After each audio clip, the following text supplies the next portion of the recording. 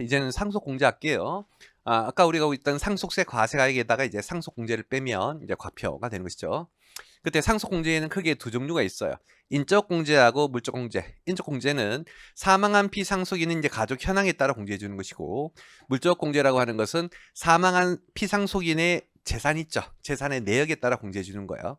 먼저 인적 공제 좀 암기를 해 주셔야 되겠다. 인적 공제는 이제 위에 거. 앞으로 이제 제가 일반 인적 공제라고 할 것이고, 밑에 걸 배우자 상속 공제. 먼저 일반 인적 공제는요. 첫 번째가 기초공제예요. 기초공제는 무조건 2억이고 이 기초공제는 거주자이든 비거주자이든 다 가능해요. 자, 왜 중요하냐면 아까 우리 과세가액 공제할 때 있잖아요. 그때 공과금, 채무, 장례비가 있는데 거주자라면 3개 다 인정하지만 비거주자라면 2개만 공과금하고 채무만 빼주고 그 장례비는 안 빼준다는 거 얘기했었죠. 그 다음에 지금 하는 상속공제는요, 기본적으로 거주자들만 되는 거야. 비거주자들은 상속공제가 하나도 안 돼야 되지만, 다만 비거주자라 할지라도 기초공제 2억은 된다는 거 시험에 잘 나와요. 꼭 좀 기억을 하시고. 그 다음에 이제 기타인적 공제. 기타인적 공제라고 하는 건 밑에 있는 이 별표의 내용인데 외울 게 좀 돼요. 반드시 암기를 해주셔야 되겠다. 자, 첫 번째. 피상속인에게 자녀가 있더라. 자녀가 있으면 1인당 5천만 원 공제를 해주래요. 그때 이제 그 자녀의 올해 개정된 거, 태아가 포함된다는 거 중요해요. 예를 들어서 이런 것이죠. 아버지 갑이 배우자 을이 있었어요. 그런데 이제 이번에 이제 결혼을 했고 같이 살다가 배우자가 임신을 한 상태에서 갑이 사망을 한 거예요. 그러면 이제 이 배우자 을은 남편 갑이 사망한 이후에 계속 이제 아기를 낳아가지고 자녀를 키우려면 힘들 거잖아요. 그래서 그런 차원에서 태아도 자녀의 범위에 들어가서 공제가 된다는 거, 올해 개정된 것 중에 굉장히 중요한 내용. 그래서 만약 이미 태어난 자녀가 한 사람이 있고 태아가 또 한 명 있다면 총 2명의 자녀가 있으니까 5천만 원 곱하기 2인해서 1억이 공제가 된다. 그다음에 두 번째 경로자 공제인데요. 우리 이제 상속인들 중에 이제 좀 나이가 많으신 분들이 있다든지 혹은 상속인이 아니더라도 동거가족 중에 65세 이상인 자가 있다면 그때는 1인당 5천만 원 공제해 줄게. 그때 이제 나이 65세를 기억해야 될 것인데 우리 소득세에서 보시면 소득세에서는 이제 인적 공제를 할 때 기본 공제 대상자가 되기 위한 존속 연령이 60세 이상, 추가 공제가 되기 위한 경로자 공제 요건이 70세 이상이지만 여기는 몇 세? 65세. 소득세는 60세, 70세이지만 여기는 몇 세? 65세 이상이면 역시 인당 5천만 원씩 공제해 줄게. 그 다음에가 이제 상속인이나 가족 중에 미성년자가 있다. 아무래도 이제 미성년자가 있으면 우리 이제 생활비가 좀 더 많이 들 수 있겠죠. 뭐 그런 차원에서 미성년자가 성년자가 되는 시점. 현재 성년자는 만 19세예요. 그래서 만 19세가 될 때까지의 남은 1년당 1,000만 원씩 공제를 해주고 그때 태아도 역시 미성년자의 개념에 들어가요. 그 다음에 이제 가족 중에 역시 장애인이 있으면 장애인도 생활비가 좀 많이 들어가겠죠. 그때도 기대여명 연수 1년당 1,000만 원씩 해줘요. 기대여명 연수란 건 뭐냐면 예를 들어서 이런 것이죠. 현재 나의 가족 중에 40세인 가족이 있대요. 그럼 이제 통계청에서 현재 40세인 자는 미래 몇 세까지 생존할 수 있을 거냐를 발표를 해요. 그래서 만약 이자가 미래 90세까지 살 수 있다면 그렇게 기대여명 연수가 기대예명 연수가 90세까지 살 수 있다면 기대예명 연수는 50년인 거예요. 현재 40세, 미래 90세까지 살 수 있으니까 남은 수명이라고 이해하시면 되겠다. 그 50년에 1년당 1,000만 원씩 해서 5억이 이제 공제되는 이런 개념인 것이겠죠. 뭐 이거야 이제 시험 문제에서 기대예명 연수가 몇 년에다 주어질 거니까 주어지면 거기에다 무조건 1,000만 원씩 곱하면 되는데. 자, 그때 주의할 거. 자녀가 뭔지, 뭐 상속인이 뭔지는 아시죠? 이제 동거가족인데 이때 이 동거가족이 보면은 직계 존속 그때 이제 나의 존속이든 배우자의 존속이든 똑같이 인정이 되고요. 그다음 이제 비속은 뭐 알고 있겠고 형제자매 등이 들어가요. 그때 여러분들 오해하시면 안 될 건 태아 있잖아요. 태아도 이제 여기 이제 기본적으로 들어가는데 태아는 자녀 공제하고 미성년자 공제까지만 되는 거예요. 여기 경로자 공제나 장애인 공제는 안 된다. 당연한 상식이겠죠. 자, 태아가 경로자가일 수 있어요? 좀 어려운 개념이야. 태아가 65세 이상일 수는 없잖아요. 태어나자마자 뭐 80세야? 당연한 상식이 있고.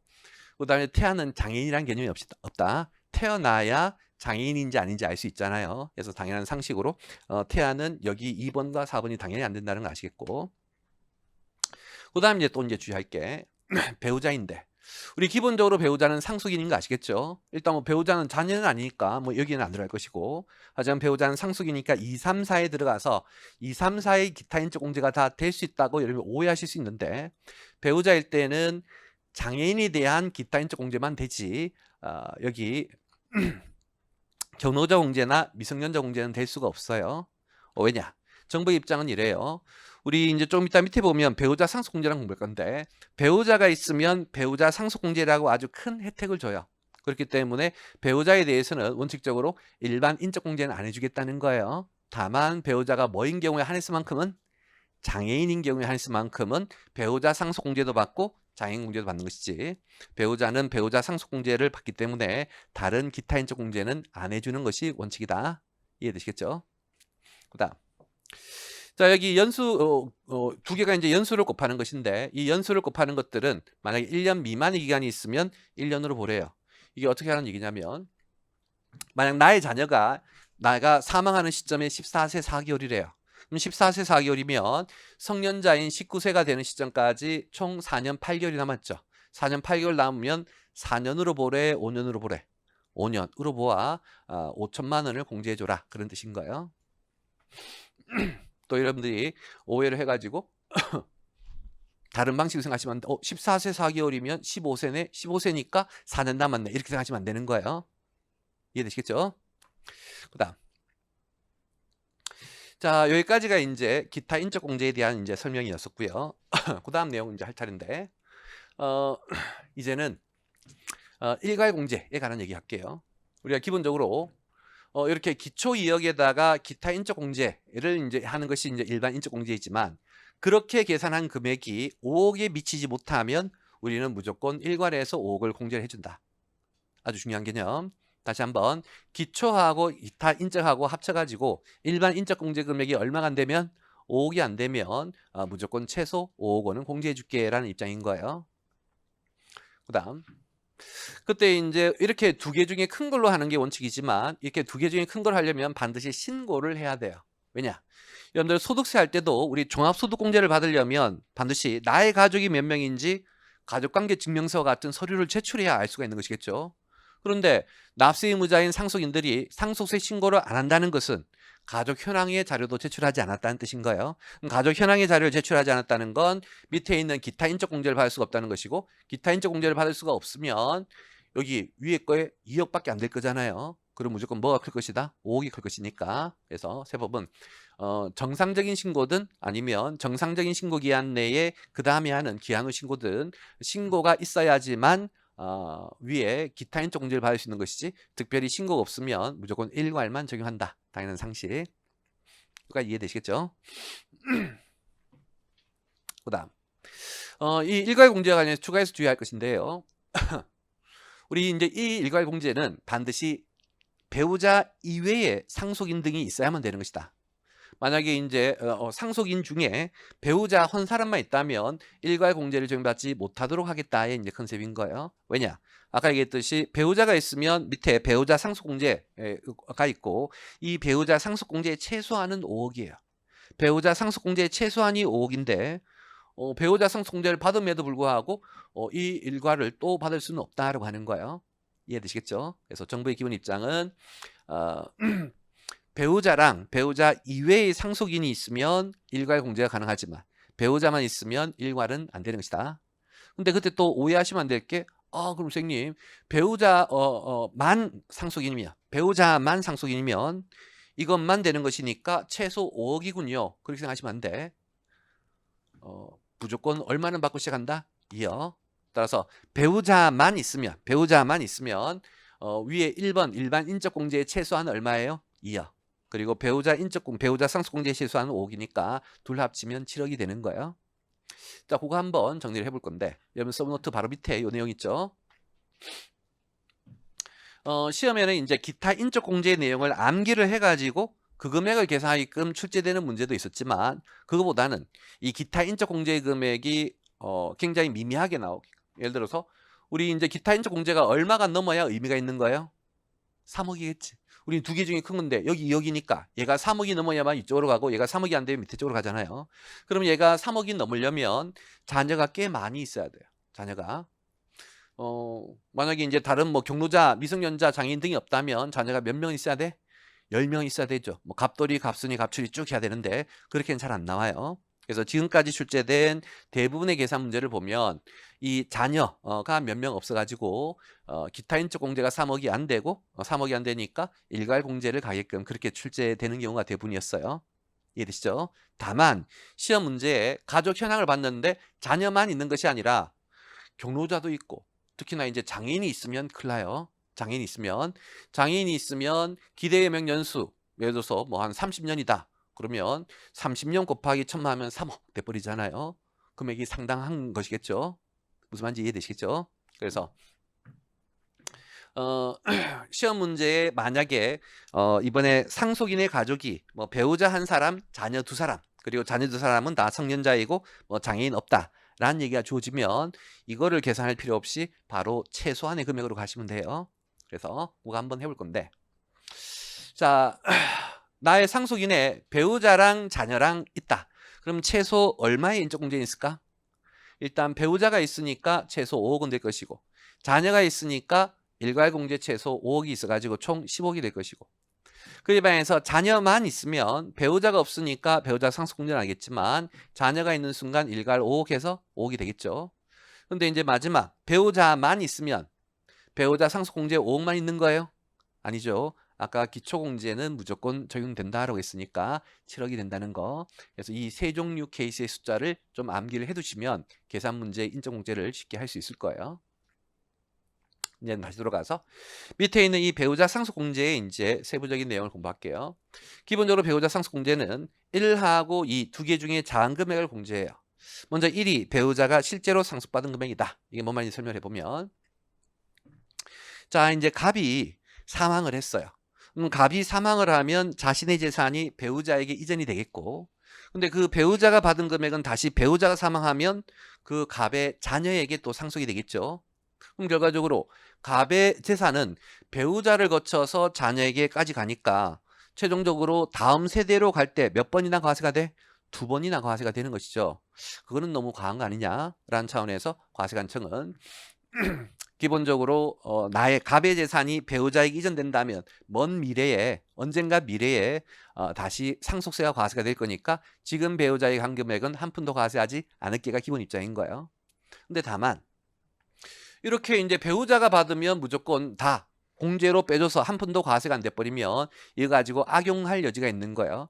이번에 갑의 상속인에게 배우자가 있고 자녀가 있는데 자녀에게 준 금액은 과세가 되지만 배우자에게 준 금액은 한 푼도 과세가 안 된다면 전부 다 일단은 배우자에게 줘버리고 시작할 거잖아요. 그래서 그런 걸 방지하기 위해서 일정 한도 금액이 있어요. 한도. 근데 그 한도 계산은 굉장히 복잡해요. 그래서 지금까지 1차 시험에는 배우자 상속공제의 한도를 계산하게끔 하는 문제가 한 번도 출제가 안 되었어요. 2차 시험에서만 나올 거예요. 그렇기 때문에 한도 계산의 복잡한 내용은 2차 때 하는 걸로 하시고, 그냥 지금은 기본 개념.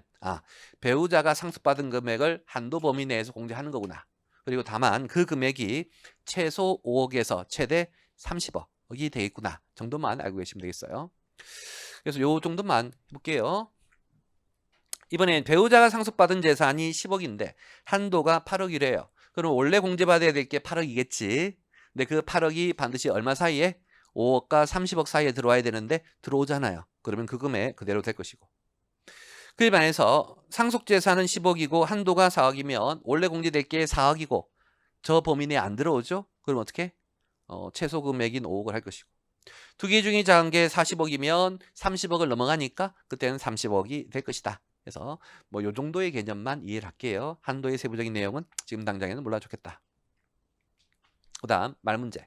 배우자 상속재산의 분할 기한. 이게 뭐 무슨 개념이냐면 결국 이제 이 사건은 배우자가 상속받아간 금액이 얼마인지 알아야만 적용되는 거잖아요. 그럼 배우자에게 이번에 사망한 갑의 재산이 총 100억인데 배우자에게 10억 갔는지 배우자에게 20억 갔는지를 신고할 때까지 정해줘야 된다라고 하는 거예요. 그러면 이제 갑의 재산에 이제 건물도 있고 토지도 있고 예금도 있으면 그것들을 배우자가 뭐 가져가고 아들이 뭐 가져가고 딸이 뭐 가져가고를 반드시 신고할 때까지 신고할 때 정해줘야 되는 거예요.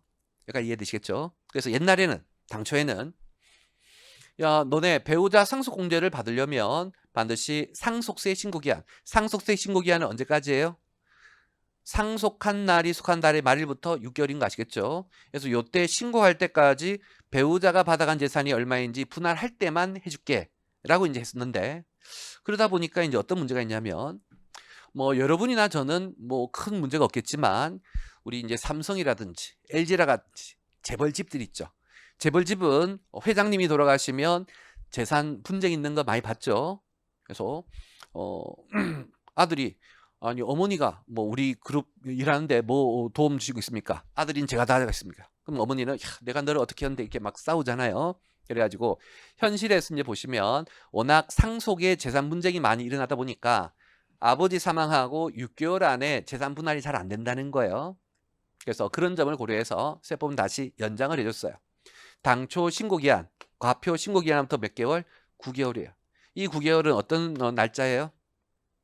상속세 결정기한이에요.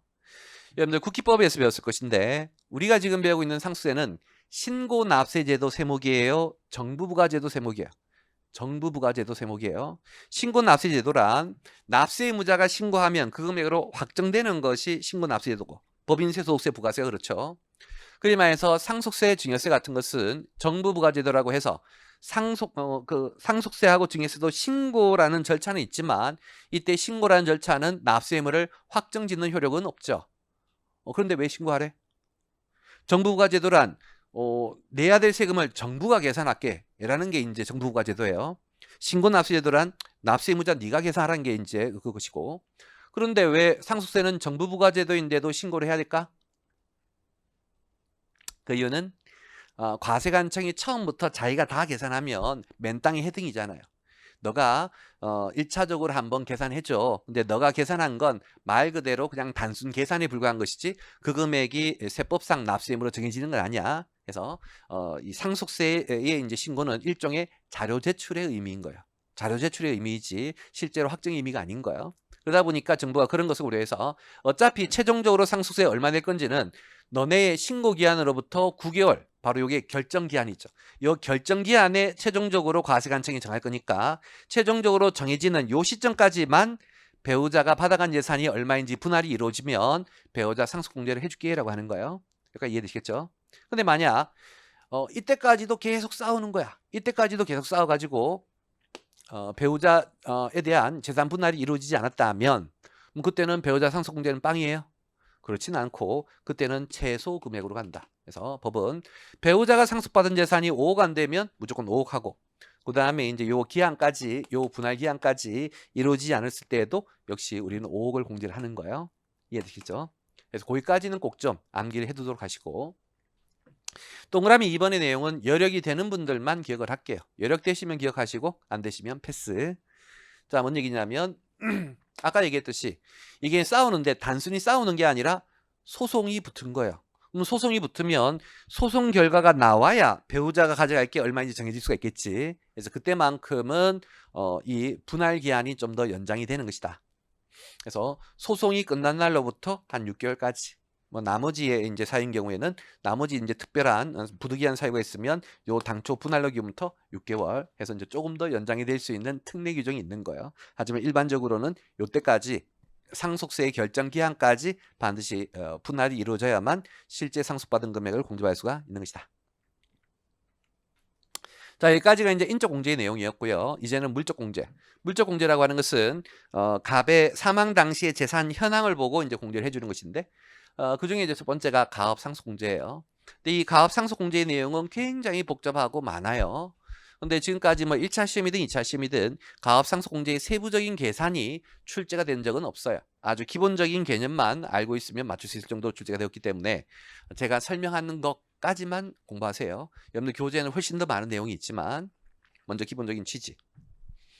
자, 아버지가 개인 사업체를 운영하고 있고 그 개인 사업체에 뭐 공장 건물, 공장 토지, 기계, 재고 자산 해서 뭐 잔뜩 있어요. 그게 한 뭐 1,000억이 된다고 가정해 보죠. 근데 이렇게 이제 재산이 1,000억이나 되면 그 개인 기업을 물려받았을 때 1,000억의 50%인 500억이나 상속세를 내야 되는 거예요. 그래 버리면 아들이 아버지 가업을 계속 영위할 수가 없겠죠. 혹은 아버지가 법인 기업을 운영하고 있다. 그럼 이제 아들은 건물 토지를 받는 게 아니라 아버지의 주식을 받게 되는 것이겠죠. 그때 만약 주식이 1,000억짜리인데 상속세 500억 내버리면 주식을 반이나 팔아야 되잖아요. 그럼 나머지 이제 500억 지분으로 반틈 지분으로 이 법인을 운영하다 보면 뺏길 수도 있는 것이니까 그런 점들을 고려해서 법에서 가업이라고 아버지가 하던 가업이라고 인정되는 재산이 있으면 그 금액을 상당하게 공제를 해주겠다라고 하는 거예요. 자, 구체로 보면 첫 번째 가업 상속 재산에 해당하는 금액 아버지가 하던 사업체 정도라고 이해하시면 되겠고 그 금액 기본적으로 우리는 아버지의 가업이라고 부르려면 아버지가 오랫동안 사업을 했었어야 되는 거예요. 적어도 몇 년 이상? 10년. 그래서 피상속인이 10년 이상 한 것만 가업이 될 수 있고요. 그때 10년에서 20년 미만이면 한도가 원래는 200억이었는데 올해 300억으로 개정. 한도 외워줘야 돼요. 그 다음에 이제 30년까지면 400억, 30년 넘어가면 600억을 한도로 공제를 해줘요. 그 다음 이제 두 번째 가업이 뭐냐인데요. 이때 가업이냐 아니냐는 굉장히 요건이 복잡해요. 그래서 아주 많은 요건 중에 아주 기초적인 요것만 좀 기억을 할게요. 기본적으로 세법이 가업상속공제의 혜택은 반드시 중소기업이거나 중견기업이어야 돼요. 대기업이면 안 되는 것이다. 예를 들어서 이제 예전에 이근혜 회장이 이제 돌아가시고 이재용 현재 회장이 삼성그룹의 주식을 물려받았죠. 그거 가업상속공제 돼요? 안 되는 거예요. 대기업이기 때문에 중소나 중견만 되고 그때 이제 그러면서 이제 아까 얘기했듯이 피상속인이 10년 이상 경영을 했었어야만 되는 것이고 이거 말고도 요건 많은데 일단 요 정도는 기억하시고 그때 우리 중견기업의 정의가 예전에 시험 문제 한번 나왔던 적이 있어요. 우리 이제 법인세에서도 뭐 중견기업 가끔 나오잖아요. 그래서 뭐 법인세 중견기업이든 여기서 중견기업이든 거의 유사해요. 과거 3년간 매출의 평균액이 5천억 미만이어야 돼요. 5천억 이상이 되면 중견이 아닌 것이다. 과거 3년간의 평균 매출액이 5천억 미만이어야만 중견이 되고 넘어가면 중견이 안 된다는 거. 그래서 중소하고 중견까지만 된다는 거 정도는 좀 암기하시고. 그다음 이제 가업상속재산가액은 우리 이제 아버지가 하던 기업이 개인 기업일 수도 있고 법인 기업일 수도 있고 개인 기업이라면 아버지 공장에 토지, 건물, 기계 같은 것들이 되겠고 그것도 이제 그 자산과 관련된 채무가 있으면 뺀 금액들이 되겠죠. 그에 반해서 아버지가 하는 기업이 법인 기업이라면 주식을 물려받을 것이고 그 주식 가치가 될 건데 다만 그 주식 가치 중에서도 사업과 관련된 자산가액의 비율만큼만 되는 거예요. 아버지가 하는 게 이제 제조업인데 그 아버지 법인에서 제주도 별장을 가지고 있다. 그 제주도 별장은 아버지 제조업과 상관이 없는 거잖아요. 그렇게 업무와 무관한 재산가액의 비율은 뺀다. 아시겠죠? 자, 그 다음은 이제 영농상속공제. 영농상속공제는 이제 아버지가 이제 하는 사업이 이제 농업 같은 거예요. 그렇게 이제 농업을 물려받는 경우에는 한도 30억 범위 내에서 공제. 원래는 20억이었는데 이번에 30억 공제가 되어서 여러분들 한도 숫자는 좀 외우고 계셔야 된다. 300억, 400억, 600억. 여기는 30억. 이 숫자는 좀 외우고 계셔야 돼. 근데 우리가 이제 농업도 일종의 가업이 될 수가 있잖아요. 그래서 그 농업이 가업도 되고 영농도 되면 둘 다를 받을 수는 없는 거예요. 두 개 중에 하나만 받아줘야 되는 것이다. 뭐 당연한 상식이고. 그 다음에 이제 사후관리인데요. 평소에는 제가 이거를 강의를 안 해요. 그런데 이제 이번에는 이제 PPT 하나를 만들었냐면 기본적으로 좀 지엽적인 내용이에요. 지금까지 시험에 한 번도 안 나왔어요. 하지만 강의를 하는 이유는 요 동네에서 올해 개정된 내용이 많아요. 근데 뭐 다 알기는 그렇고 보험 차원에서 딱 두 개지만 알고 계실게요. 자, 우리가 가업상속공제를 받으면 아까처럼 300억부터 600억까지 엄청난 금액을 공제를 받는 거잖아요. 근데 그러한 이제 공제만 받고 튀어버리면 안 되겠다는 거예요. 즉 무슨 얘기냐면 아버지 이제 가업을 물려받았어. 공장 건물, 공장 토지 받고 아들이 기본 취지는 이제 아들 너가 아버지 기업을 물려받아 가지고 계속 기업을 하게 되면 계속 직원들도 고용을 할 것이고 우리나라 경제에 도움이 되니까 해두는데 그렇게 받자마자 팔아버린 거야. 팔아버리게 되면 굳이 혜택을 줄 필요가 없겠다. 이 개념이면서 사후적으로 상속기 시일부터 몇 년간 5년간은 계속 그 가업을 영위해야 되는 것이다. 옛날에는 이제 5년도 있었고 7년도 있었지만 이제는 5년으로 단일화되었다. 그래서 5년은 좀 기억하시고 5년 보험 차원에서 5년. 그다음에 인제 또 추징하는 게 인제 추징하는 구체적인 사유가 그러니까 5년 안에 이러한 사건들이 발생하면 추징하는 거예요. 그때 여러 가지 것들이 있지만 하나만 기억할게요. 그러면 아버지한테 물려받은 가업은 쪼끔이라도 팔면 추징이냐?는 아니고 적어도 몇 프로 이상? 40% 이상. 가업 자산의 40% 이상 5년 안에 처분하게 되면 추징당한다. 그래서 5년 40% 처분, 5년 40% 처분 하게 되면 추징당한다. 그 정도는 보험 차원에서 좀 알고 있을게요. 출제 가능성이 높지는 않지만 올해 개정된 것이기 때문에 좀 강조를 할게요. 자, 이제 그다음은 이제 금융재산 상속공제인데 매우 중요해요. 뭐 과거 시험이든 최근 시험이든 아주 잘 출제되는 파트죠. 먼저 금융재산 상속공제라는 게 왜 있는 건지 취지를 먼저 설명을 드리면 우리 현실에서 상속되는 재산의 가장 대표적인 게 두 종류, 부동산 재산과 금융재산이에요. 근데 이 상속세 같은 경우에는 시가로 과세하는 것이 원칙인데 이 부동산이라는 것은 시가가 분명하지 않죠. 그러다 보니 평가 규정 내일 배우겠지만 시가가 분명하지 않으면 보충적 평가 방법이라는 거 하는데 부동산의 보충적 평가 방법은 기준시가예요. 근데 이 기준시가라는 것은 실제 부동산 가치의 한 80%, 70% 선밖에 안 되는 거예요. 그러다 보니 똑같은 10억짜리 재산인데 부동산 재산이면 시가 10억으로 평가되지 않고 기준시가인 8억으로 평가되고 금융재산은 시가가 분명하잖아요. 그럼 10억 그대로 과세가 되니까 뭐가 더 불리해요? 금융재산이 불리하고 부동산 재산이 유리한 그런 문제점이 있으니 정부는 그런 것을 고려해서 금융재산이 있으면 그 금융재산 금액의 몇 프로? 20%만큼을 공제해 줄게라고 하는 것이다. 근데 아주 옛날에는 그냥 순수한 금융재산이 20%지만 지금은 순금융재산이 20%에서 금융기관 차액금을 빼래요. 그냥 차액금은 아니고 금융기관 차액금이어야 돼요. 자, 왜 이렇게 하냐면 옛날에 이런 일이 있었기 때문에 그래요. 어떤 이제 사망한 갑에 금융재산이 예금 5억밖에 없었고 5억의 20%인 1억이 이제 공제가 됐을 거예요. 그런데 이자가 이제 금융재산 공제를 좀 많이 받으려고 어떤 짱구를 돌리냐면 은행에 있는 예금을 담보로 은행에서 차입한 다음에 그 은행에서 차입한 금액을 바로 예금하는 거예요. 그러면 이때는 금융재산이 10억이나 있고 10억이 20%겠죠. 근데 케이스 1이나 케이스 2나 과세가액은 어떻게? 똑같겠지.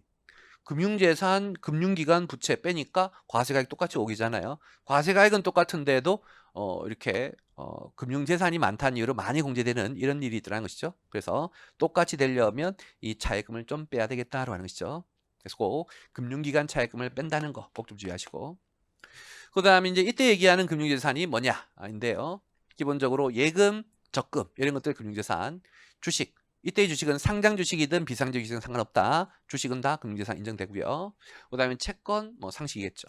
자, 그 다음에 중요한 게 이제 보험금, 금전신탁재산인데 아까 우리 이제 앞에서 공부할 때 의제 상속재산이 세 가지가 있었잖아요.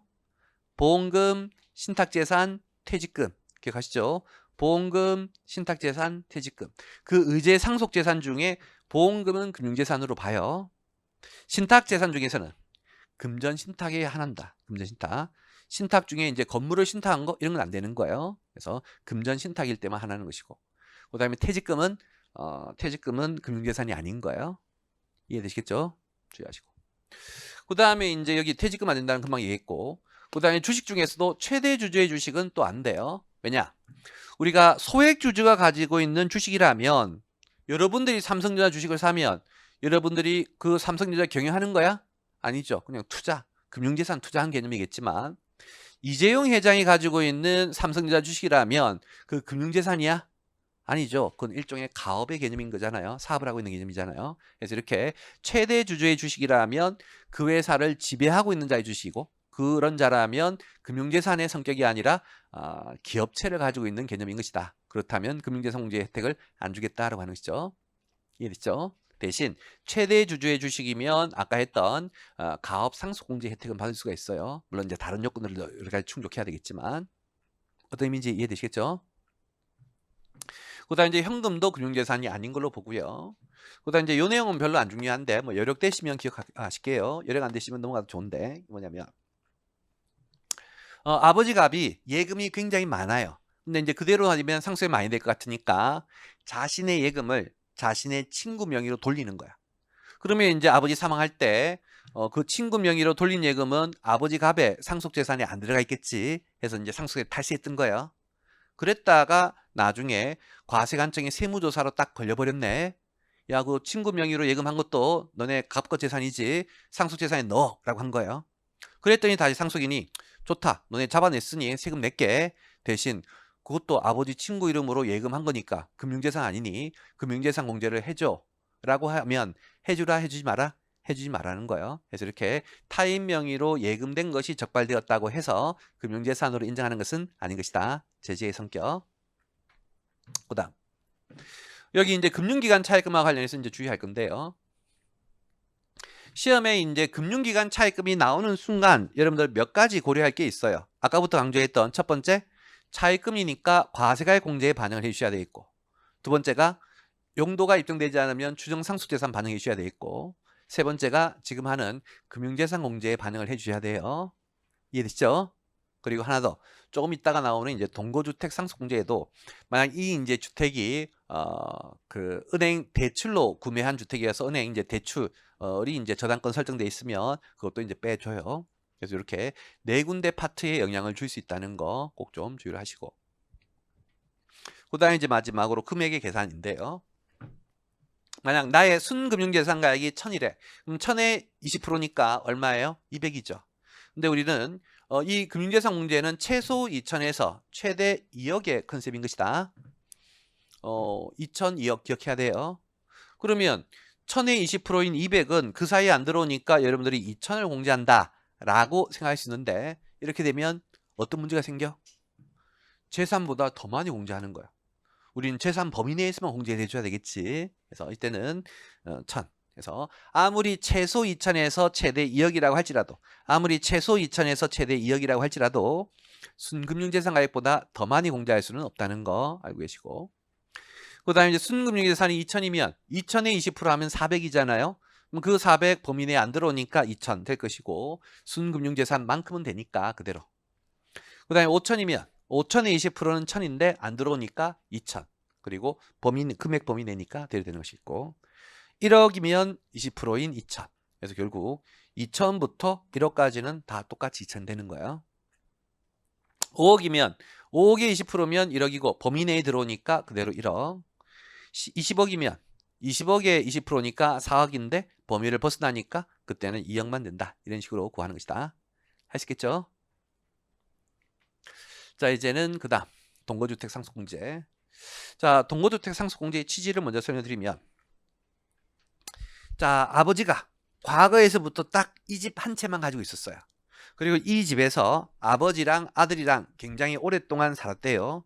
그런 상태에서 이제 아버지 사망해서 아들이 이제 이 함께 살던 주택을 상속받았는데, 만약 아버지가 다른 재산 없고 이 주택 한 채만 있다면 이 아들은 상속세를 내야 되니까 어떻게? 함께 살고 있던 집을 처분할 수밖에 없겠죠. 처분해버리면 이 아들은 아버지와의 추억이 다 없어지는 것이니까 정부는 그래, 너가 아버지랑 오래 살던 집이었다면 처분하지 않도록 좀 공제를 해줄게 컨셉인 거예요. 자, 구체적으로 이제 공제할 금액은 먼저 집값의 100%, 뭐 100%니까 신경 쓸 필요 없겠고 그냥 집값이라고 이해하시면 되겠죠. 다만 그때는 반드시 순동거주택 가액으로, 아까 했던 순금융재산처럼 순동거주택 가액의 개념으로 집값에다가 그 집을 담보로 차입한 금액을 뺀다. 아시겠죠? 그게 이제 바로 이 집을 아들이 받았을 때 순수한 재산가액이 되겠지. 그래서 집 담보란 차입금 뺀다는 거 주의하시고, 그렇게 이제 순집값에다가 한도는 얼마? 6억. 최대 6억. 이해되시죠? 한도들은 다 기억해야 돼요. 근데 이러한 동거주택 상속공제는 아버지의 집이 있다고 해서 무조건 되는 건 아니고, 밑에처럼 1, 2, 3의 복잡한 요건을 충족한 경우에 한해서만 적용되는 거예요. 현재까지 보면 1차 시험에는 이 동거주택 공제의 요건을 암기해야만 풀 수 있는 문제는 없었어요. 그냥 시험에 이 주택은 요건 충족했다 라고 주어지거나 요건 충족했다라는 얘기 없이 이제 그냥 주어지거나 할 거예요. 그럼 여러분들은 요건 충족했다는 명시적인 언급이 있을 때만 하면 돼요. 그래서 뭐 한 번도 이 내용이 시험에 출제된 바는 없고 2차에서는 이제 이거를 고려하는 문제가 출제되는 경우는 있어요.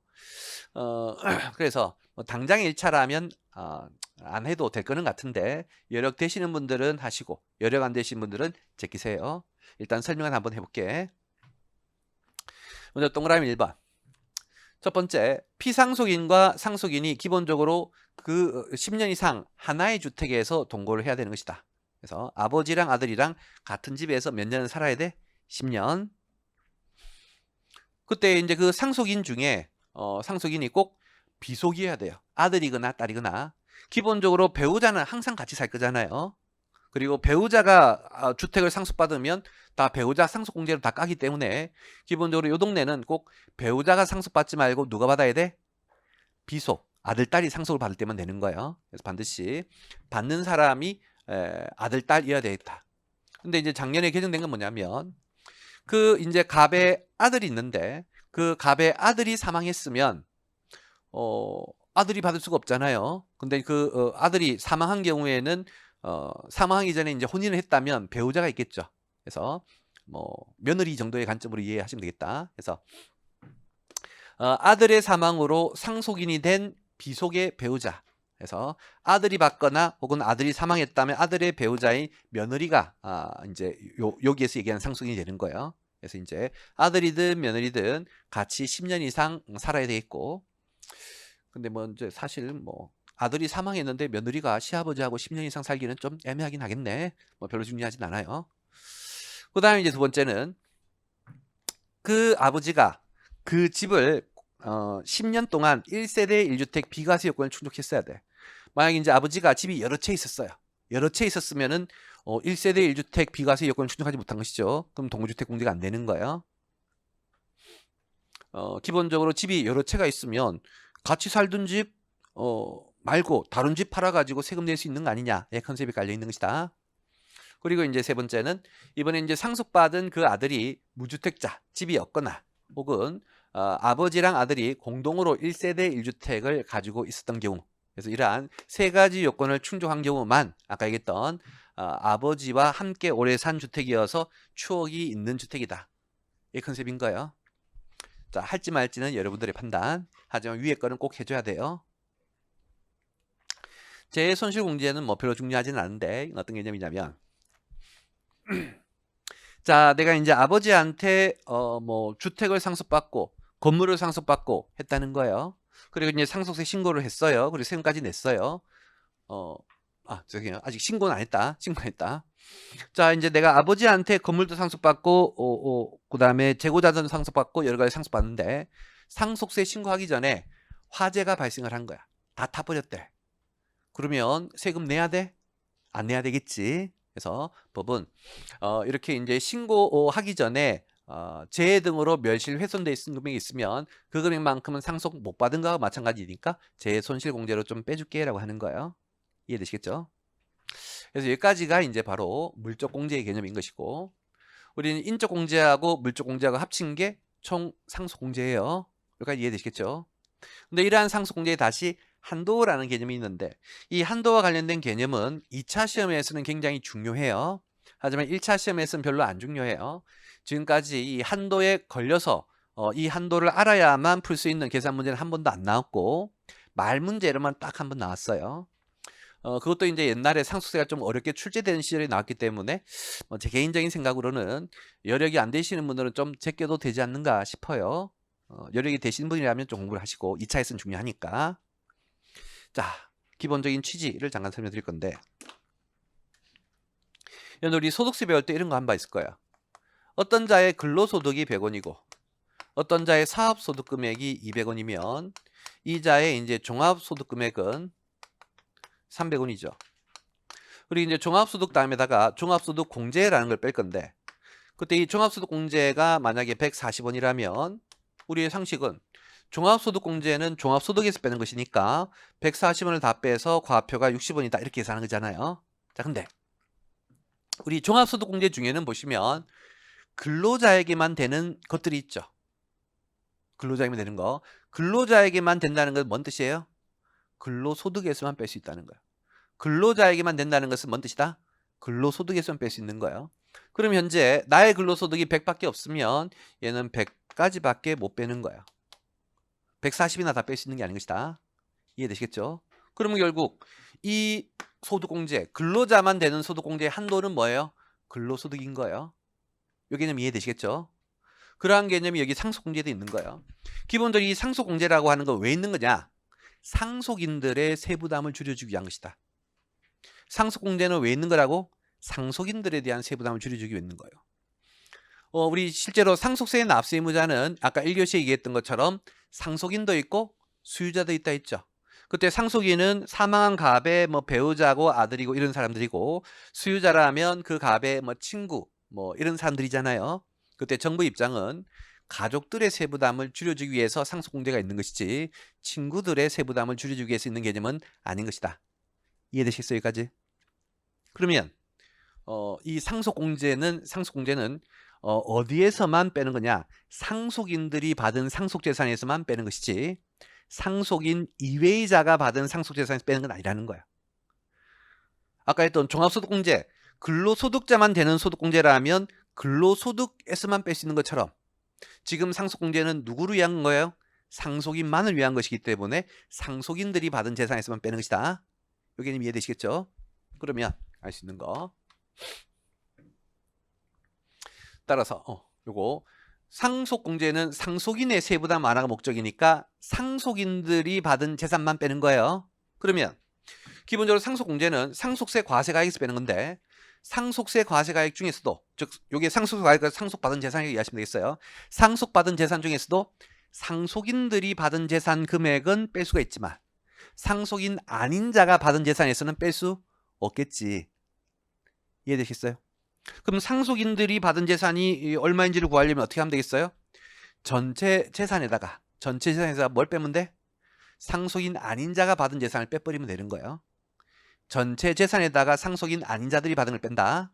그래서 상속인 아닌 자가 받은 게 첫 번째, 우리 이제 수유자가 받은 거죠. 수유자들은 누구냐면 이제 유증으로 받거나 사인증으로 받거나 뭐 유언대용 신탁, 수익자 연속 신탁으로 받은 놈들이 있잖아요. 이렇게 상속인 아닌 놈들이 받은 거 빼고, 또한 선순위인 상속인의 포기로 그 다음 순위 상속인이 받은 건 이 상속인 아닌 걸로 보겠다는 거야.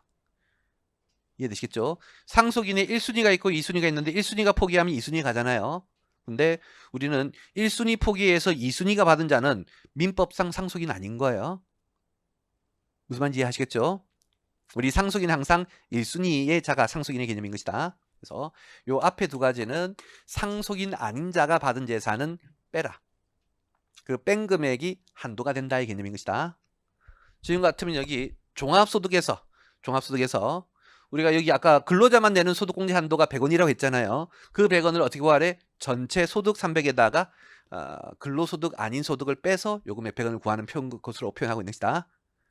어차피 1차 시험에는 뭐 구체적인 계산 문제는 안 나올 거니까 여러분들 이 산식을 이해만 하고 있으면 되고, 이해할 때의 기본 개념, 상속공제는 상속인들을 위한 제도니까 상속인 이외의 자가 받은 재산은 공제가 안 되겠고, 그럼 공제가 안 되려면 우리 이제 한도 계산할 때 상속인 이외의 자에게 받은 재산은 뺀 금액을 한도로 공제한다. 그 개념 이해하시면 되겠죠? 여기까지 되시겠어요? 그다음 이제 두 번째 이해할 개념이, 이 상속공제라고 하는 건 지금 상속되는 재산에 대해서만 해주겠다 이 개념인 거예요. 우리 이제 상속세 과세할 때는 지금 상속된 재산뿐만 아니라 사전 증여재산도 상속세를 물리잖아요. 근데 아까도 얘기했지만 이 사전 증여재산을 더하는 것은 혜택 주기 위한 거야, 제재하기 위한 거야?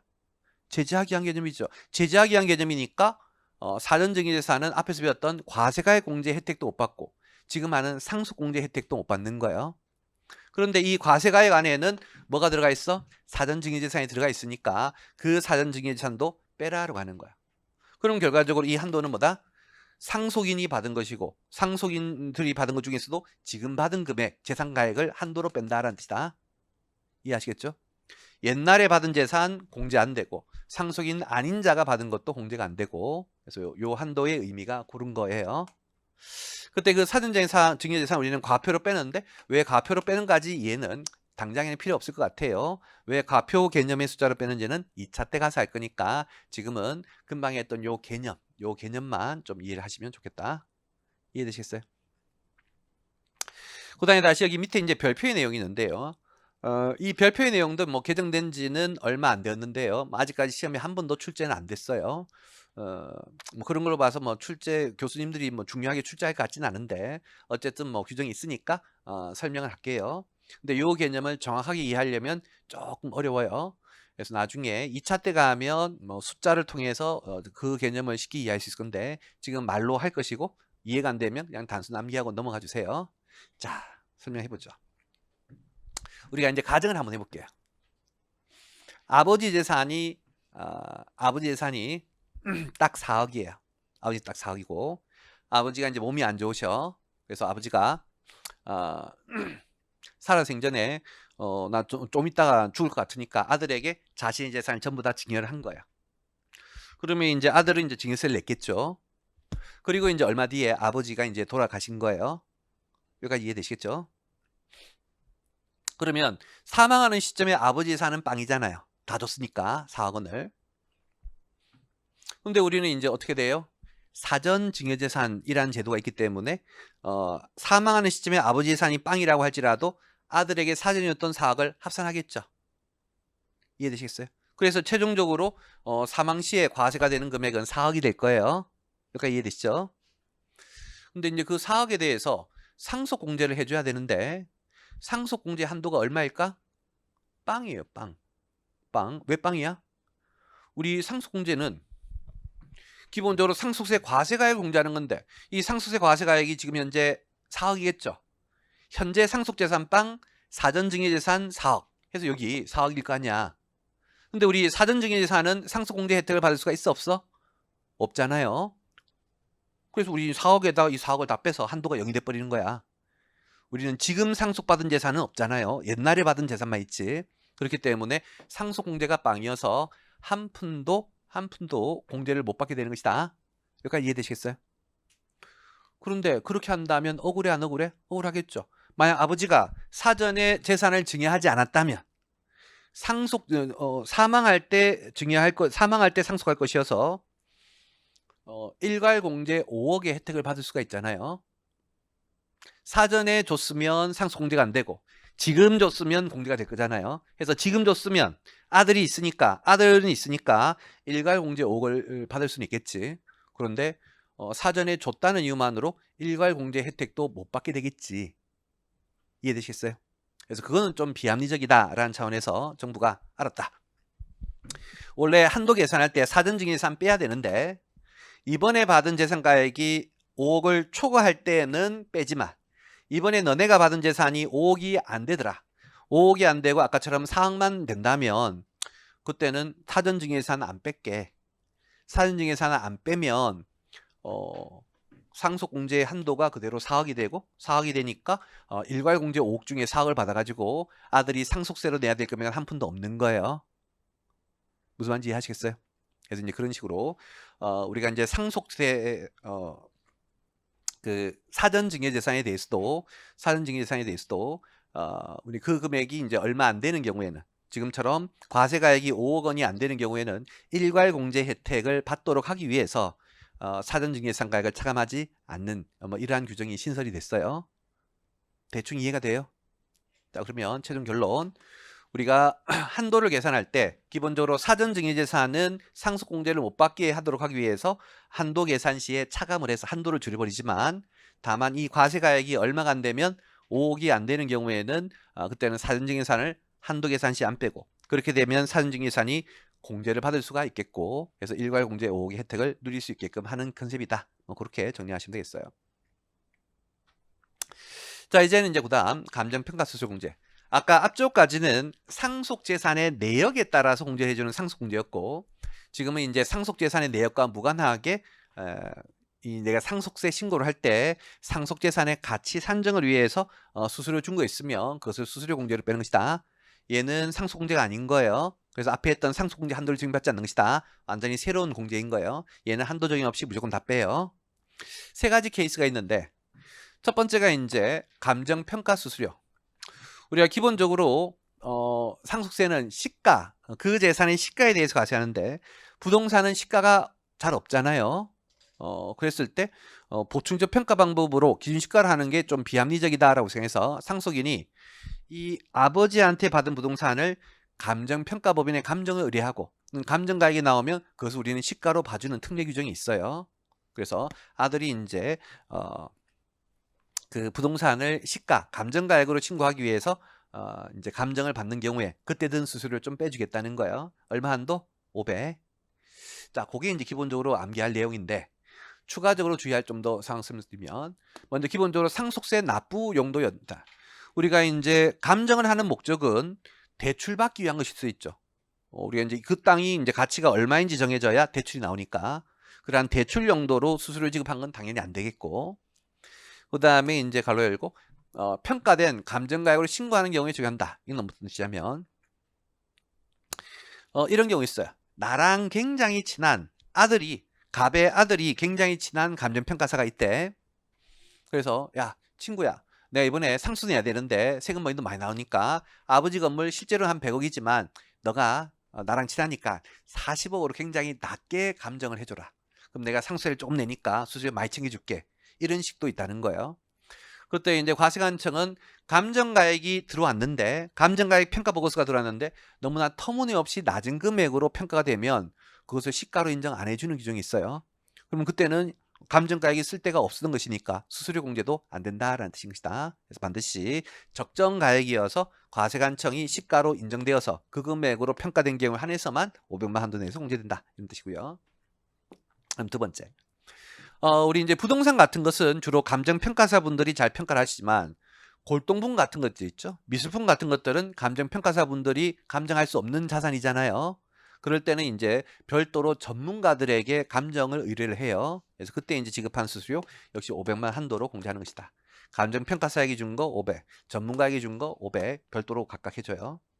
그리고 마지막에 이제 비상장 주식의 평가 수수료인데 내일 배우겠지만 우리 비상장 주식, 상장 주식은 시가가 분명히 있죠. 주식시장에 거래가 되니까. 하지만 비상장 주식은 통상 거래가 안 되니까 시가가 불분명해서 비상장 주식의 가치를 얼마나 산정할 거냐는 별도의 방법이 있어요. 내일 평가 파트 별거 중요한 것이죠.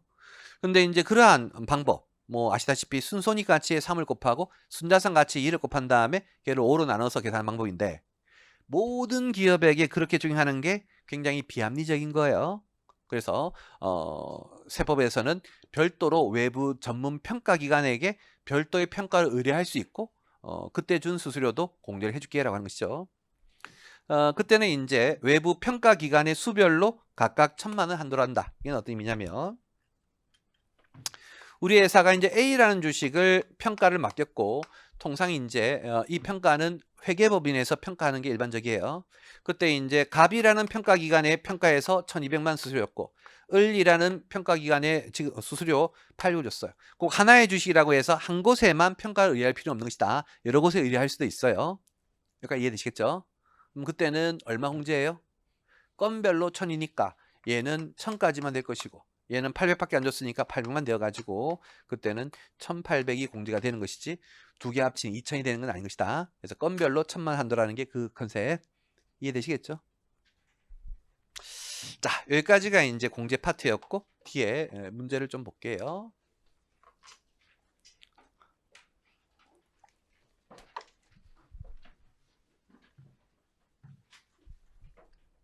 자, 14번 가보시죠.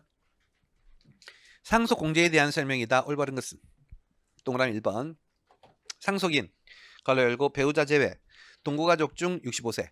우리 이제 65세 이상이니까 경로자 공제죠. 아까 얘기했듯이 경로자 공제는 몇 세 이상? 65세 이상. 그때 그 65세는 남성이든 여성이든 똑같은 거예요. 여성이라고 해서 60세로 가는 것은 아니다. 또한 옆에 배우자 제외는 맞는 것이죠. 우리 배우자는 배우자 상속공제를 받으니까 기타인적 공제를 못 받는 것이 원칙이지만 유일하게 하나 뭐는 된대? 장애인 공제는 된다 했죠. 지금 이 경로정자니까 배우자 뺀 것은 맞고요. 다만 이제 여성이 60세는 틀렸고 그리고 1인당 5,000원 맞죠. 두 번째, 자녀 1인당 5천만 원을 공제를 한다. 이건 맞죠. 그런데 태아는 자녀에 포함하지 않는다는 틀렸죠. 올해 이제 개정되어서 태아도 자녀로 보는 것이다. 세 번째, 거주자의 사망, 비거주의 사망은 빼고로 상속이 개시되면 2억 원을 기초공제한다. 자, 2억 원이 기초공제인 것은 맞는데 이 기초공제만큼은 거주자이든 비거주자이든 다 되는 거예요. 하지만 기초공제를 제외한 나머지의 공제들, 일괄부터 배우자부터 물적공제까지는 누구만 돼요? 거주자만 되고 비거주자는 안 되는 것이죠. 기초만큼은 된다.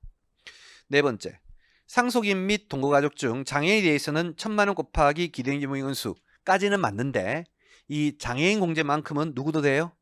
배우자도 포함이죠. 그래서 제외라는 게 틀렸고. 다섯 번째, 영농상속공제에 해당하면 영농상속재산가액을 공제로 하되 얼마까지? 30억. 가업은 300억, 400억, 600억. 요 놈은 30억. 넘겨서 15번. 옳은 것은 동그라미 1번에 비거주자의 사망으로 상속이 개시된 경우에는 기초공제, 기타, 배우자 같은 인적공제는 적용되지만 틀렸죠? 뭐만 돼요? 기초만 되는 거예요. 그리고 이제 금융, 기업, 상속공제 같은 물적공제는 적용되지 않는다. 물적 안 되는 것은 맞고요. 두 번째, 배우자와 자녀 1인이 재산을 상속받는 경우 배우자가 상속받는 금액이 하나도 없더라도 배우자 상속공제 5억을 적용한다. 맞죠?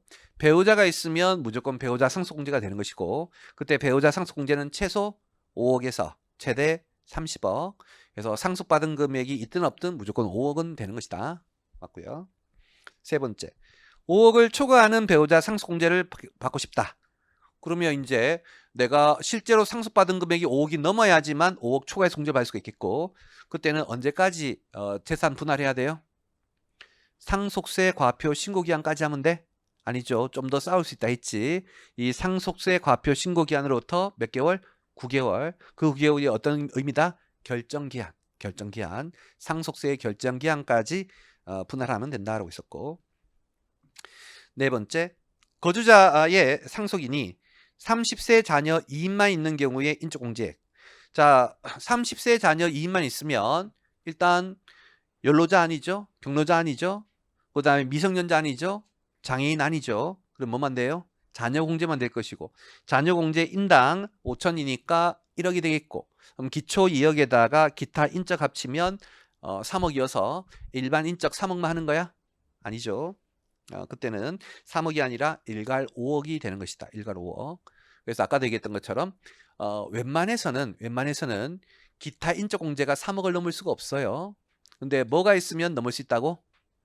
장애인이 있으면 워낙 장애인 공제 금액이 크기 때문에 3억을 넘을 수가 있어가지고 될 것이고 웬만한 가정, 요즘에 보면 웬만한 가정은 자녀 2명 정도죠. 혹은 1명 정도죠.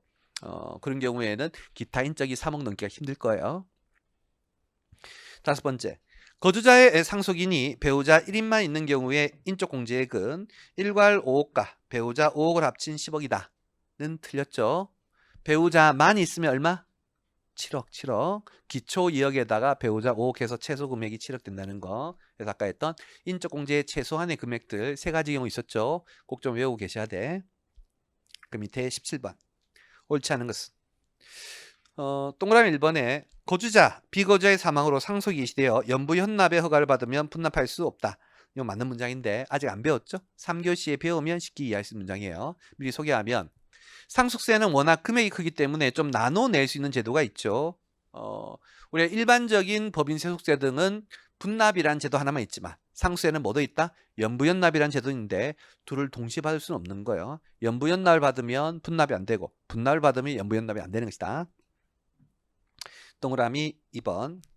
거주자의 사망으로 상속이 개시될 때 총 상속재산가액에서 차감하는 장례비는 봉안시설 등에 소요된 금액을 포함하여 최대 1,500이다. 맞죠? 일반 최대 1,000, 봉안 최대 500. 두 개 합쳐서 최대 장례비 공제는 1,500인 것이다. 맞고요. 세 번째, 거주자의 사망으로 상속이 개시되어 상속세 과세가액이 상속공제 금액을 초과한다. 그러면 상속세 과세가액이 공제를 초과하니까 재산이 더 많다는 거잖아요. 그래서 상속공제를 다 적용받는다는 거예요. 그때 기타 인적공제 대상인 미성년자 자녀 1인에 대한 기타 인적공제 금액은 최소 6천이다. 맞아요. 기본적으로 자녀이니까 자녀 한 사람 있으면 무조건 얼마? 최소 5천이 있을 것이고 또한 미성년자니까 최소 1년은 남는 기간이 있을 수가 있겠지. 그럼 미성년자로 1,000, 자녀 공제로 5천 두 개 합쳐가지고 미성년자 자녀 있으면 무조건 최소 6천은 받고 시작한다. 맞고요. 네 번째, 거주자나 비거주자의 사망으로 상속이 개시되면 최대 2억 원의 금융재산 공제를 적용한다는 틀렸죠. 금융재산 공제가 최대 2억인 건 맞아요. 하지만 누구만 돼? 거주자만 되고 비거주자는 안 되는 것이다. 비거주자는 공제 중에서 뭐만 된대요? 기초만 되는 것이다. 다섯 번째, 거주자의 사망으로 상속이 개시되었지만 과표 신고나 기한 후 신고가 없으면 기초와 기타 인적을 적용할 수 없다. 맞죠? 우리가 이제 기타 인적이라고 하는 건 나의 가족 현황, 사망한 갑의 가족 현황에 따라 공제하는 것인데 신고를 해서 연로자가 있는지 미성년자가 있는지 장애인이 있는지를 알려줘야 되는데 신고를 하지 않으면 그걸 안 알려준다는 뜻이고 그걸 안 알려주면 그때는 뭘로만 가요? 일괄로만 가는 것이지 기초나 기타 인적으로 할 수는 없다라는 뜻인 것이죠.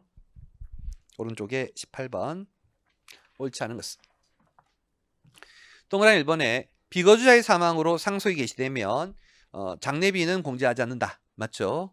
비거주자는 기초만 되고 장례비는 안 되고 기억해야 돼요. 비거주자는 기초만 되고 장례비는 안 되고. 두 번째, 거주자의 사망으로 상속이 개시되면 피상속인의 동거자녀가 미성년자이면서 장애인인 경우 그러면 자녀공제, 미성년자 공제, 장애인 공제를 다 할 수가 있겠죠. 자녀가 있으니까 자녀공제, 미성년자니까 미성년공제, 장애니까 장애인공제. 여기가 이해되시죠? 다만 배우자가 미성년자이면서 장애인이면 좀 그렇긴 하네. 배우자가 미성년자에다가 게다가 장애인까지 이건 좀 그렇다. 그런데 이제 남편이 사망을 했어요. 죄송해요. 그때는 뭐만 돼? 장애인만 되는 것이다. 세 번째, 거주자의 사망으로 상속이 개시되는 경우 상속재산 중 최대 주주가 보유하고 있는 주식은 금융재산에 포함 안 되는 것이죠. 최대 주주의 주식은 오히려 기업의 개념인 것이다. 금융재산의 개념이 아니어서 안 된다라고 했었고 동거주택 공제 금액은 최대 6억 맞고요. 그리고 가압상속공제의 최대 금액은 300억. 그건 틀렸죠. 300억, 400억, 600억 해서 최대 600억인 것이다. 19번 옳지 않은 것은 동그라미 1번에 상속인이 받은 생명보험 또는 손해보험의 보험금으로서 보험금 피상속인이 계약자이거나 보험료를 불입한 계약에 의한 것은 상속재산에 포함한다. 맞죠? 기본적으로 피상속인이 계약자다라는 뜻은 자기가 냈다라는 뜻이죠. 근데 계약자임에도 안 냈으면 안 되지만 이렇게 계약자이거나 낸 금액만큼은 피상속인의 상속재산으로 보죠. 맞고. 두 번째, 상속세 과표가 50만 원 미만이면 부과하지 않는다. 아직 안 배웠고 좀 이따 배울 내용인데 단순히 미리 알아둘게요. 과세 최저한 과표 50만 원. 세 번째, 상속이 개시되는 법인세 사업연도에 직전 3기년도 매출액이 평균 금액이 5천억 이상인 기업은 중소도 안 되고 중견도 아닌 것이죠. 우리가 중견이 되려면 5천억 미만이어야 된다 했죠. 그래서 5천억 이상이면 중견이 아니기 때문에 중소도 아니고 중견이 아니면 가압공제는 안 되는 거예요. 맞고. 네 번째, 거주자의 사망으로 상속이 개시되면 순금융재산 가액이 10억을 초과하면 2억 원을 공제한다. 자, 금융재산 공제니까 거주자 되는 거 맞고요. 그 다음에 우리는 순금융재산의 몇 프로? 20%를 공제를 하되 지금처럼 10억이 넘어가면 2억이 넘어갈 것이고 그때는 최대 얼마까지만? 2억까지만 되는 거 아시겠죠? 순금융은 최소 2천, 최대 2억. 다섯 번째, 상속공제액의 종합한도는 상속세 과세가액 이때 가로 열고 사전증여재산 포함 판금액 뒤에 빼는 건 됐고 사전증여재산을 포함한 상속세 과세가액을 한도로 한다. 맞아요? 틀리죠? 아까 길게 설명했던 거 상속공제는 두 가지 개념 누구를 위한 제도인 것이다? 상속인을 위한 제도이고 그리고 상속인들이 지금 받은 것만 되지 옛날에 받은 건 안 되는 거예요. 따라서 한도 계산할 때 옛날에 받은 증여재산은 공제를 받을 수 없는 금액인 것이다. 이해되시겠죠? 그래서 거기 사전증여재산 포함한 과세가액을 한도로 한다는 틀린 거예요. 제외한 금액인 것이겠고 그 다음에 그 옆에 있는 상속인 아닌 자에게 유증한 재산가액은 차감한 금액이다. 이건 맞죠? 우리는 상속인 아닌 자가 받아간 재산가액은 공제를 못 해주도록 하기 위해서 한도를 줄여버리잖아요. 개념 이해되시겠어요? 그 다음 참고로 이제 하나 더 마저 설명드리면 근데 이러한 사전증여재산은 항상 제외예요. 예외가 있기는 있죠. 어떤 경우? 과세가액이 5억 원 이하인 경우 과세가액 5억원 이하인 경우만큼은 사전증여재산을 차감하지 않도록 하고, 차감하지 않게 되면 사전증여재산도 상속공제를 받을 수가 있고, 상속공제 중에서도 일괄공제 5억을 받기 위한 개념인 것이다 라고 했었죠. 그 밑에 20번. 갑은 23년 4월 달에 교통사고로 사망했고, 그때 밑에 과표를 구해봐라.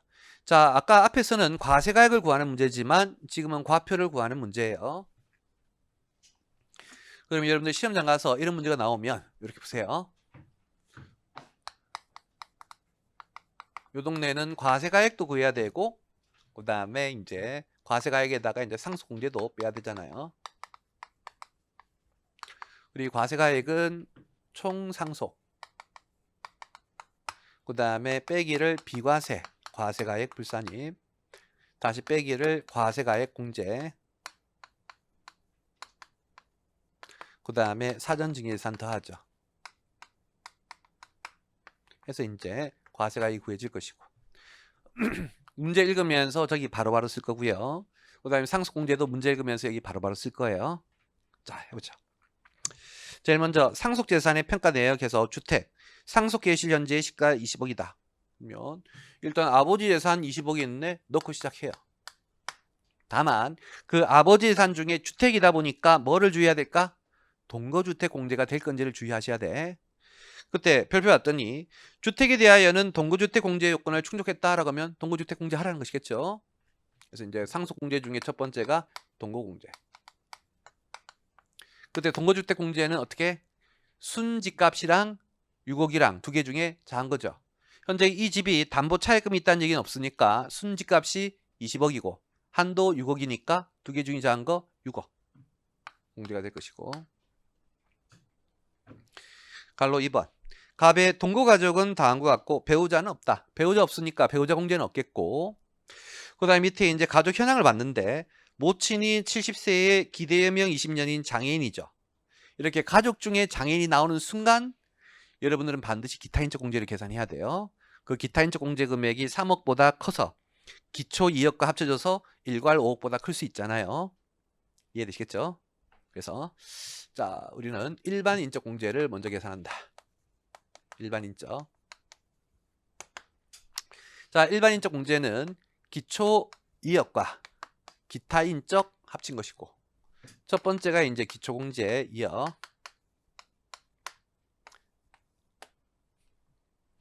그 다음에 이제 두 번째가 이제 기타인적. 그때 기타인적은 다시 몇 개 있어요? 4개. 첫 번째가 자녀, 두 번째가 경로자, 세 번째가 미성년자, 네 번째가 장애인 있는 거 아시죠? 자, 해볼게요. 제일 먼저 모친 70세이고 기대여명 20년인 장애인이네요. 그럼 70세 뭐다? 경로자 공제 5천. 그 다음에 장애인 20년이니까 장애인이면 1년에 1,000만 원, 그리고 남은 생존 기한이 20년이니까 2억은 되겠죠. 그 다음 장남 21세, 장녀 9세, 자녀가 2명 있네요. 자녀 2명 있으니까 자녀 공제 2명 곱하기 1000 해서 2000이 될 것이고, 근데 그 2명의 자녀 중에 1명의 자녀가 9세네. 9세면 뭔 뜻이다? 미성년자. 우리 성년자는 몇 세예요? 19세고 성년자가 될 때까지 몇 년이 남아있어? 10년. 그래서 10년 곱하기 1,000만 원 이렇게 되겠죠. 자, 이제 이러한 이제 인적 현황 가지고 마무리해 보면 자녀 공제가 죄송해요. 2명에 1,000이 아니라 5,000. 여기 1억 될 것이고 여기는 5,000, 얘는 1억, 얘는 2억 하게 되면 4억 5천이 되어 있고,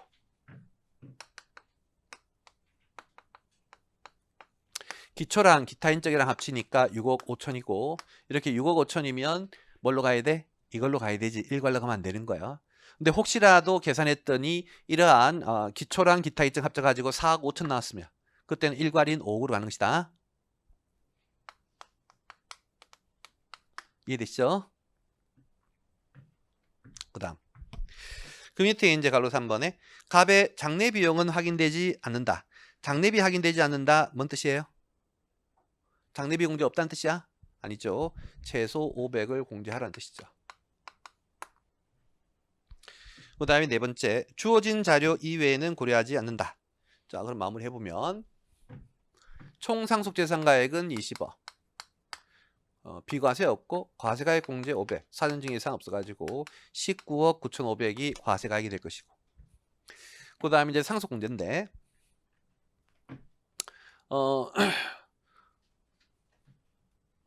일단은 이제 뭐 1차 시험이라면 그냥 이게 단순 합계하시면 될 건데, 그래도 한번 보여드릴게. 상속공제는 아까 했던 한도를 사실은 원칙적으로 고려해 줘야 돼요. 상속공제는 1하고 2하고 두 개 중인 잔금액. 먼저 1은 앞에서 구했던 동고 6억, 일반인적 6억 5천 해서 12억 5천이 원래 공제될 금액인데, 우리는 이 공제될 금액은 전체 재산에서 다 빼는 거예요?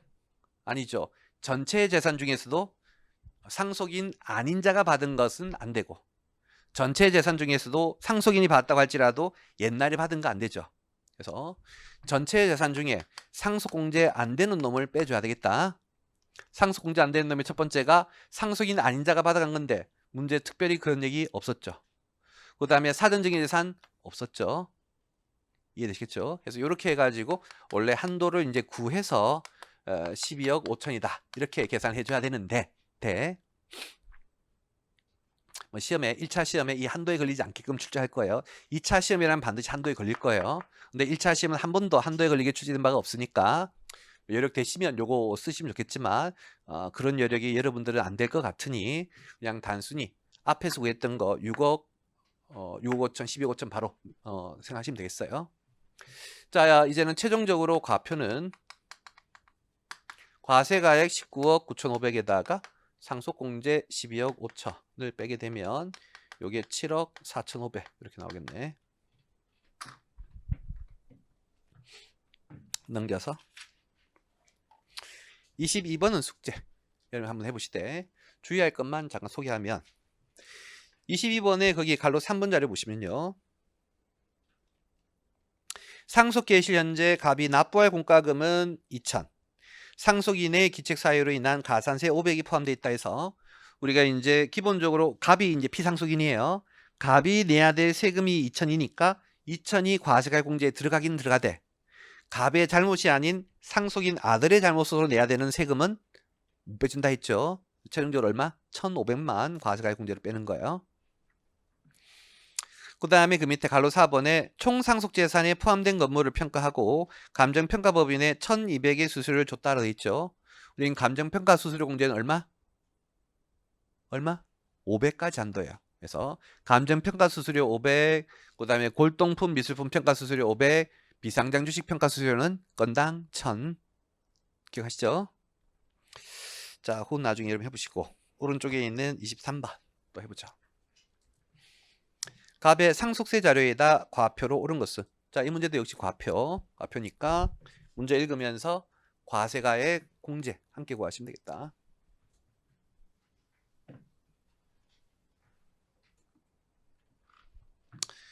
자, 1먼저 상속재산의 내역에서 회사채하고 아파트가 있는데 거기 주어져 있는 금액은 갑의 취득가액이죠. 자, 우리 상속세는 평가 파트 내일 가서 배우겠지만 취득가액으로 과세해요, 지금의 시가로요? 지금의 시가. 그래서 취득가액은 의미가 없는 거예요. 먼저 회사채 별표 봤더니 거래소에 상장된 회사채이고 금융재산 상속공제 대상이다. 그래서 회사채와 같은 채권은 금융공제 해줘야 되겠죠. 근데 그 전에 먼저 이 회사채의 현재 시가를 구해야 되는데, 그 현재 시가 구하는 방법 내일 평가에서 배울 건데요. 갈로 2번을 먼저 가보세요. 갈로 2번에 상속재산 중 회사채 상속개실 이전 2개월간 매일의 종가 평균은 13억, 그리고 최근 일의 종가는 12억. 이 두 개 중에 큰 금액을 하라고 돼 있어요. 내일 평가 파트에서 배울 것이다. 이건 아직 안 배운 거예요.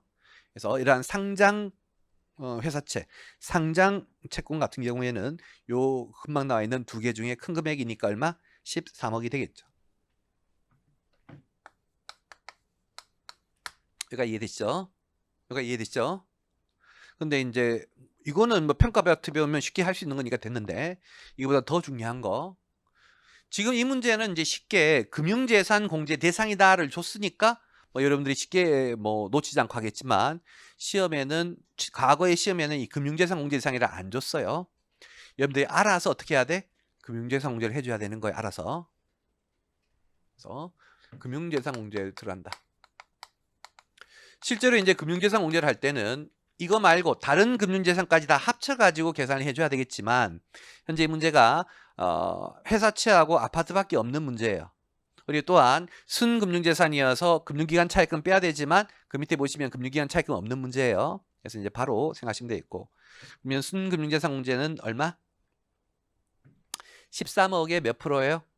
20%. 13억이 20%니까 2억 6천 하면 최소 2천, 최대 2억을 넘었으니까 무조건 2억만 공제를 하는 것이다.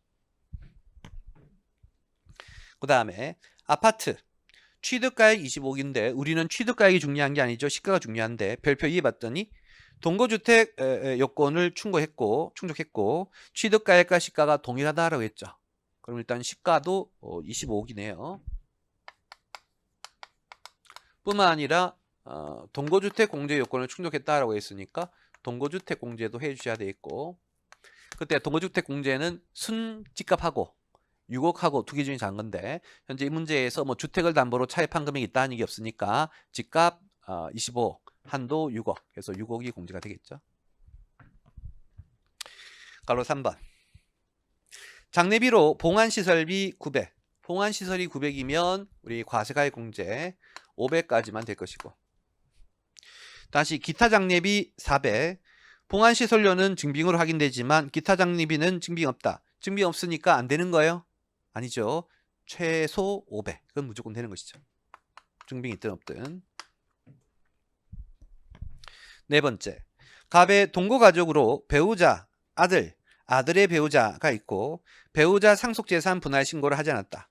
먼저 배우자 상속재산 분할 신고를 하지 않았다. 뭔 뜻이에요? 배우자 상속공제를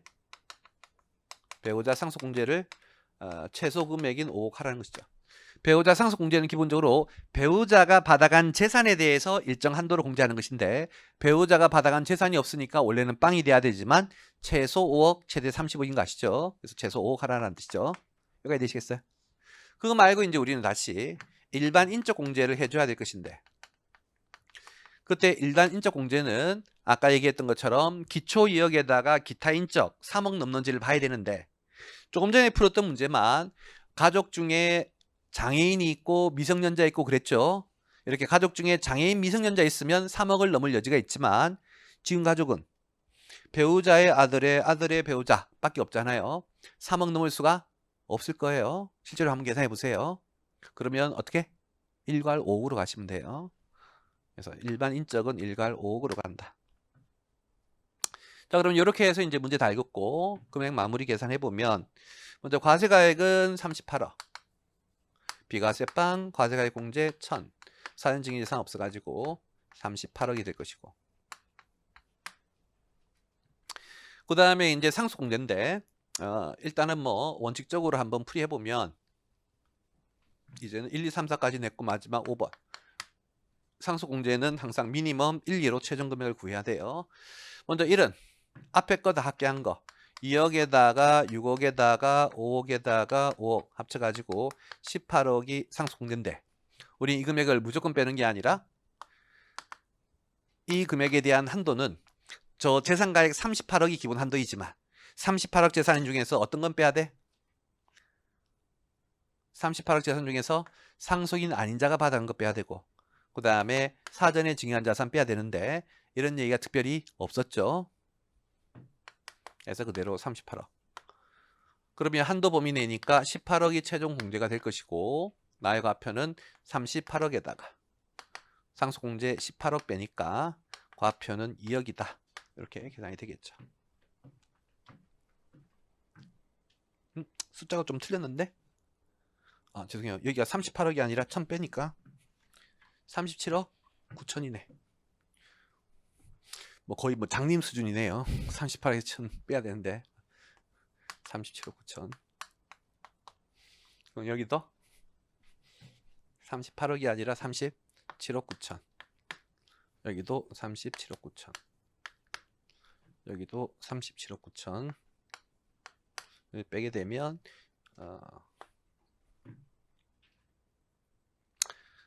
요게 10,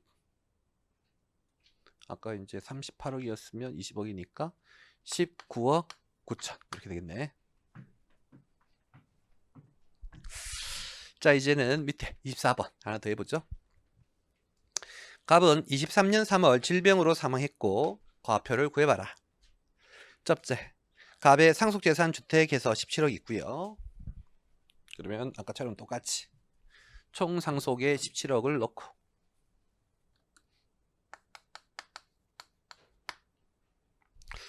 자, 근데 이제 밑에 어디로 가보시냐면 제일 밑에 6번 가보세요. 이 상속재산 중 주택에 대하여는 동거주택 상속공제 요건을 충족했다라고 했으니까 말한 얘기예요. 동거주택 공제를 해주라는 얘기겠죠. 이해되시어요? 근데 이제 앞에 문제와 차이점은 뭐냐면 다시 갈로 2번을 가보시면 갑은 상기주택을 담보로 사망일로부터 1년 6개월 전에 1억 5천을 금융기관에서 차입했고 상속계실 현재 상환되지 않고 있다라고 해서 이 동거주택 공제상인 주택을 담보로 차입을 한 게 있으니까 그 반응해 주셔야 되겠죠. 자, 그럼 이제 해볼게요. 자, 이 문제는 이제 실제 시험 문제는 아니랬고 제가 이제 요거 수정한 문제예요. 일부러 어렵게. 실제 기출 문제는 이렇게 어렵지 않았어요. 제가 이것저것 다 때려 넣어서 어려운 거예요. 아까도 얘기했던 것처럼 시험에 금융기관 차입금이 나오면 제일 먼저 여러분 뭐 하래요? 요거 과세가액 공제부터 하고 시작해야 돼. 안 그러면 실수할 수 있어요. 제일 먼저 해야 될 게 과세가액 공제 1억 5천을 하시고, 그 다음 두 번째 해야 될 게 뭐예요? 추정 상속재산가액 해야 돼요. 추정 상속재산가액. 근데 현재 이 문제는 1년 6개월 전에 1억 5천이니까 2년 이내고 2억이 안 되죠. 자, 2년 이내고 5억이 안 되죠. 그럼 추정 상속재산가액은 없겠고, 그 다음 해야 될 게 금융재산 공제. 조금 있다가 보험금 금융재산이니까 고려해 주셔야 되겠고, 그리고 지금 동거주택에서도 공제를 해 주셔야 되겠죠. 해보면 동거주택 공제는 원칙적으로는 미니멈 1이죠. 먼저 1은 집값 17억에다가 차입금 1억 5천을 뺀 15억 5천 하고 한도 6억 하고 두 개 중에 작은 거 6억 원이 동거주택 공제가 될 것이다. 됐고, 자, 그 다음에는 이제 생명보험금 2억인데 이런 게 어려운 거예요. 이런 게 아니고 그냥 이거예요. 이거 우리가 이제 시험에 아까 했던 뭐 인적 공제 놓칠 가능성이 없어요. 자료 인적 현황 줄 거니까. 동거주택 공제, 지금처럼 시험에 동거주택 공제 요건을 충족했다 안 줬다 줄 거니까 실수 안 할 거예요. 여러분이 실수할 건 뭐냐? 바로 이 금융재산 공제예요. 금융재산 공제. 우리가 앞에 했던 23번 문제는 회사채가 금융재산이다라는 걸 명시적으로 줬기 때문에 여러분들이 금융재산 공제를 놓치지 않고 잘 하셨겠지만 이 문제는 그냥 보험금이다라고 줬지 금융재산이라는 얘기를 언급하지 않았으니까 여러분 실수할 수가 있다는 거예요. 그래서 꼭 알아서 금융재산 공제를 해주셔야 돼. 자, 금융재산 공제 금액은 보험금 2억에다가 다시 뭐도 꼭 빼줘야 돼요? 금융기관 차입금도 꼭 빼줘야 돼요. 현재 금융기관 차입금이 1억 5천 있잖아요. 뺀 거에 다시 몇 프로? 20%.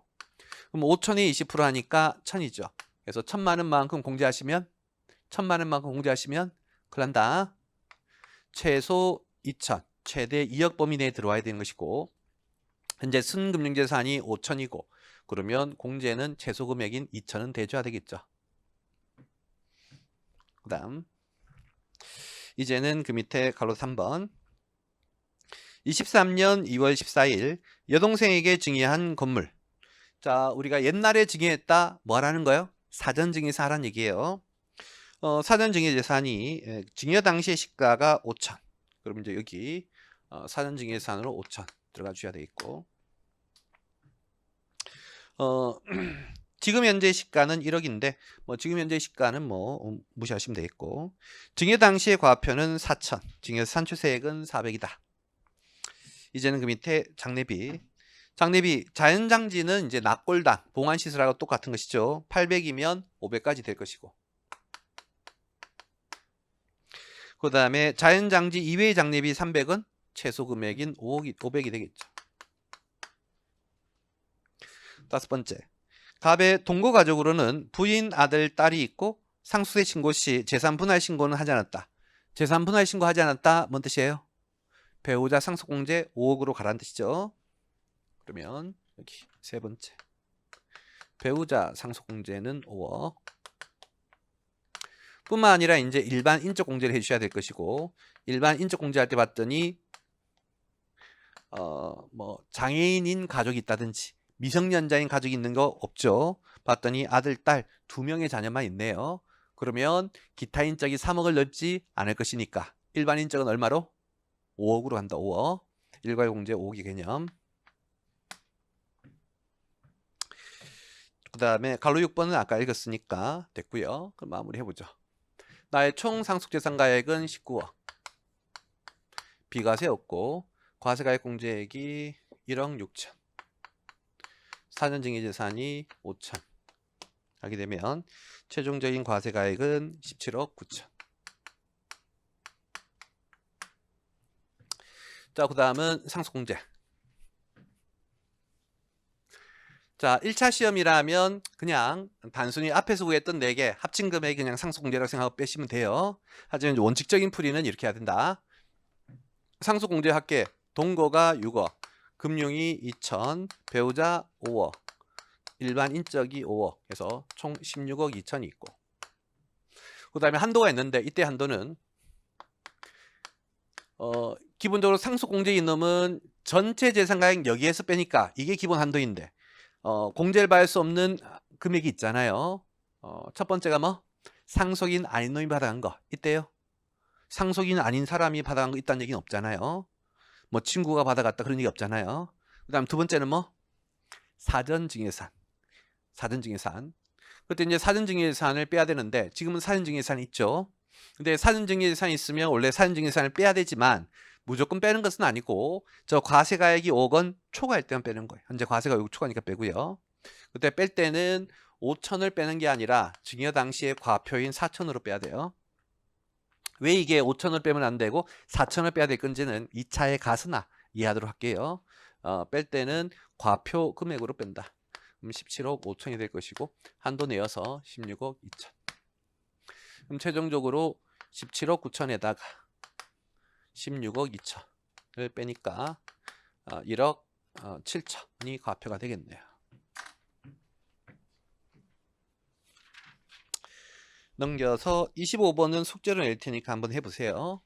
그때 주의할 것만 좀 소개를 하면 거기 갈로 1번에 상속재산의 평가 내역에서요. 마지막에 있는 산업재해보상법에 의한 유족보상 일시금 있죠. 찾았어요? 이 뭔 뜻이다? 과세 안 하는 거예요.